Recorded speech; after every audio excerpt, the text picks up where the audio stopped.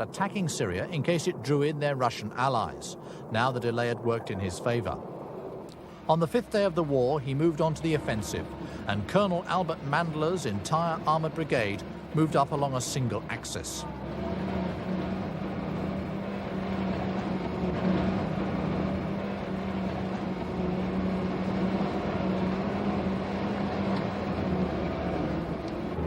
To force their way into the mountains and through the complex Syrian defences, they played an unexpected card.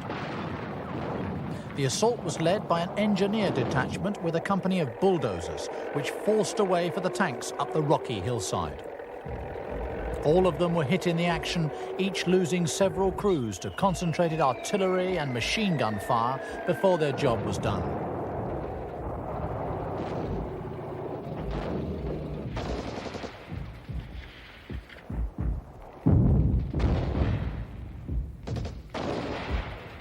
Gradually, the brigade fought its way up the steep ascent to take the Syrian strongpoints in hand-to-hand fighting.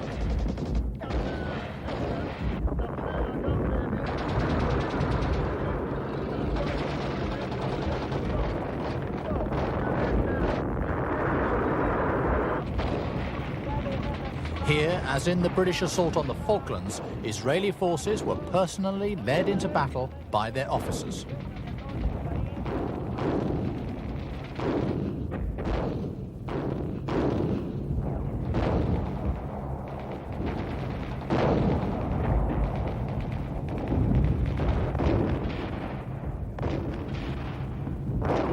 From the rear, Israeli artillery shelled the most stubborn Syrian strongpoints with pinpoint accuracy.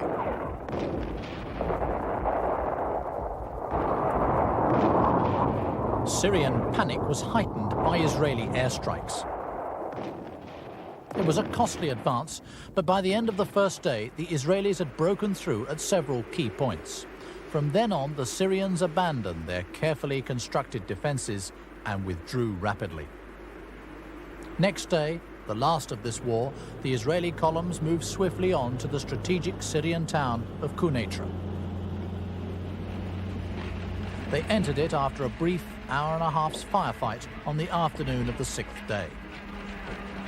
The Syrian army had collapsed in less than 27 hours of bitter fighting.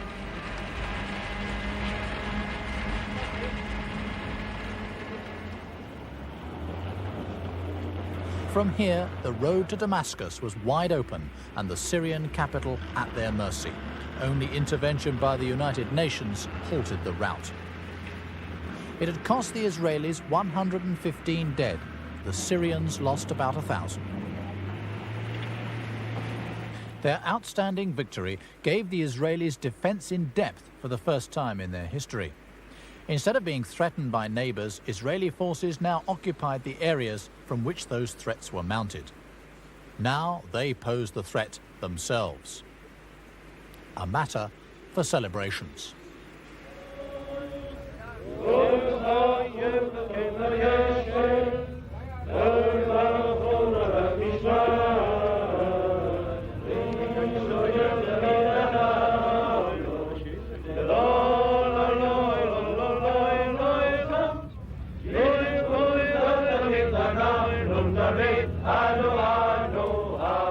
But the celebrations obscured military shortcomings as they overlooked the fact that their achievements were due more to Arab negligence than their own superiority.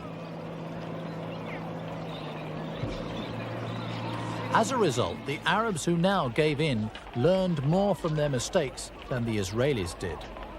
And that was something the Israelis would discover to their cost within 6 years in the Yom Kippur War of 1973.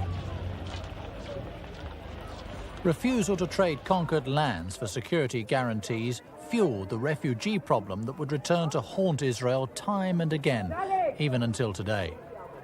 Hundreds of thousands of uprooted Palestinians were on the move, many the same people that had fled the Israeli War of Independence 20 years earlier.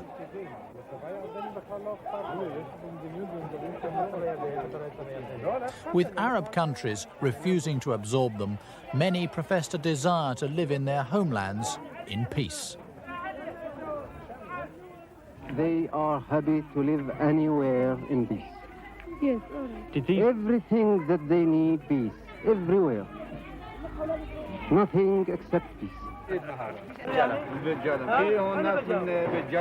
Israel's Moshe Dayan publicly tried to allay their fears, but privately, most Israelis feared sabotage campaigns if the refugees stayed. I'm not doing anything to stop them by force. I don't think that anyone should stop anyone if he wants to leave the country. I'm trying to find out why they leave, and if they are scared or something like that, then to leave that, to ascertain them that there is no reason to leave. But if they do want to leave for a personal reason, then we do not stop them by force. The refugees, however, continue to struggle over the Allenby Bridge into unoccupied Jordan. Whatever the promises, they believed Israeli occupation would be harsh, and their plight highlighted the problem of statelessness and increased the appetite for revenge that led to the Yom Kippur War of 1973.